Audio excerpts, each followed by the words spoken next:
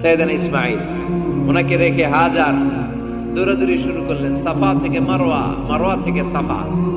আহা, এখন air condition করা, 4 তলা এয়ার কন্ডিশন করা, তো সুন্দর পরিবেশ, এরপরে দৌড়াতে দৌড়াতে আমাদের ঘাম ছুটে যায়। না জানি সাইয়েদাতুনা হাজার কি কষ্ট করে সেখানে দৌড়াদৌড়ি করেছিলেন, না জানি উনার কি কষ্ট পোহাতে হয়েছিল। উনি সাফা থেকে মারওয়া একবার, মারওয়া থেকে সাফা একবার 7টা চক্কর দিলেন।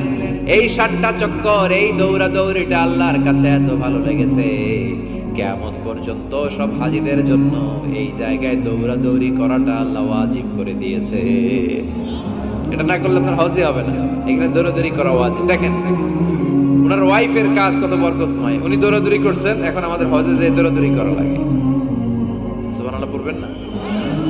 সাইয়েদনা ইসমাঈল আলাইহিস সালামকে মরুভূমির মধ্যে রেখে উনি দৌড়াদৌড়ি করতেন, পানি নাই, পানির অভাব, দৌড়ে আসলেন, এসে দেখে সাইয়েদনা ইসমাঈল আলাইহিস সালামের পায়ের ধাক্কায় জমজমের পানি বেরোতে শুরু করছে, কল কল কল কল করে আওয়াজ।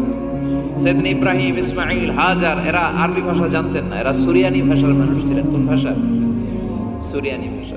তো পানি দেখে হাজার খুব অবাক, কিরে এত সুন্দর পানি, এই পানি তো মরুভূমির বালিতে লেগে সব শুকিয়ে যাবে, পানি যাতে না শুকায় উনি বালি চারদিক দিয়ে উঁচু করে এরকম বাঁধ দিতে লাগলেন।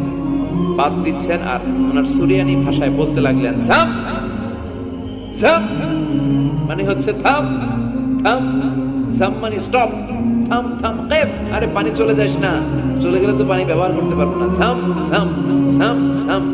ওনার মুখ নিঃসৃত এই ঝাম ঝাম শব্দ দুইটা আল্লাহর এত ভালো লাগলো, কিয়ামত পর্যন্ত এই কুয়ার নাম আল্লাহ ঝামঝামের কুয়া বানাই দিলেন।